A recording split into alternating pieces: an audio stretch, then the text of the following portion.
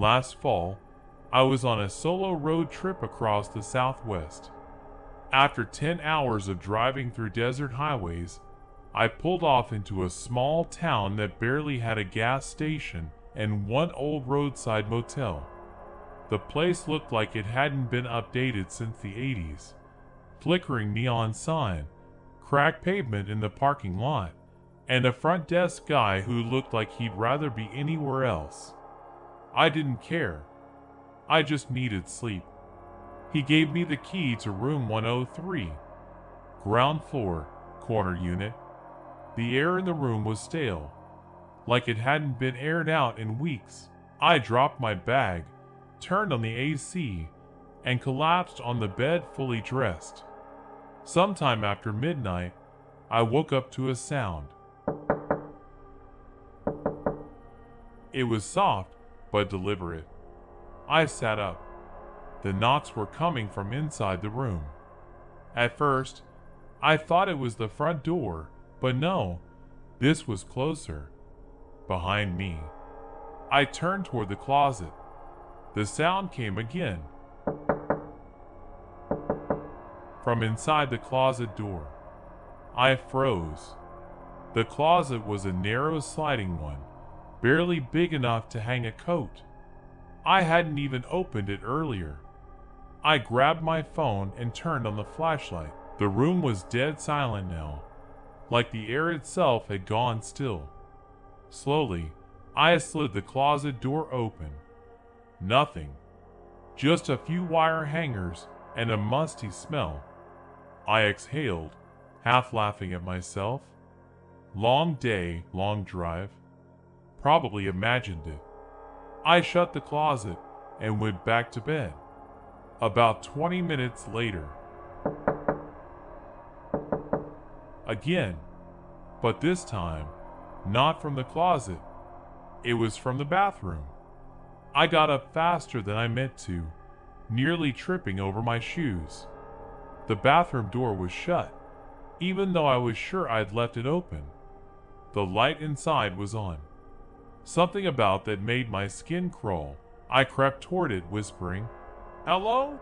like an idiot. No response. I reached for the knob, heart pounding. My hand was shaking. When I opened the door, nothing was inside. The light flickered slightly, but otherwise empty. I turned the light off, shut the door, and backed away. I didn't sleep. I just lay in bed with the covers pulled up, phone clutched tight in my hand. At around 3:30 a.m., I must have dozed off. But I woke up again, this time not to knocking, but to the sound of the closet door sliding open. I sat up so fast I got dizzy. The closet was open, and I swear, there was another door inside it. A door I hadn't seen before. It was narrow, wooden, painted the same off-white as the walls. No handle, just a keyhole. That door hadn't been there earlier. It couldn't have been. But it was there now. I stared at it for what felt like an hour. Then I got up, walked over, and tried to open it. Locked. Solid. I wanted to leave right then, but I didn't want to open the front door. Something about that room made me feel watched. I sat in the chair by the window, eyes on that second door until sunrise. When the light came through the blinds, the door was gone. I checked the closet. Nothing. Just hangers. No sign there had ever been another door there at all. I checked out that morning without a word. I didn't even look at the desk clerk on the way out. But here's the part that still keeps me up at night. When I got home, I found a small brass key in my backpack. I didn't pack it. I don't own anything it would fit. But on one side, scratched into the metal, were 3 tiny numbers. 103. I moved into my new apartment about 4 months ago. It's a small place, part of an old converted house in a quiet neighborhood. Nothing fancy, but it's affordable and close to work. The landlord told me the basement was off limits, storage only, nothing I'd need down there. I didn't think much of it. I don't need storage. I barely own anything. The first month was uneventful, but on the second weekend, I started noticing odd things. Like, I'd hear creaking from the floorboards late at night, but I live on the ground floor, or I'd feel a faint draft near the kitchen, even when all the windows were shut. One night, while watching TV, I heard something that made me mute the volume. It came from behind the kitchen wall, right near where the basement door was. I walked over and pressed my ear to the wood. Nothing.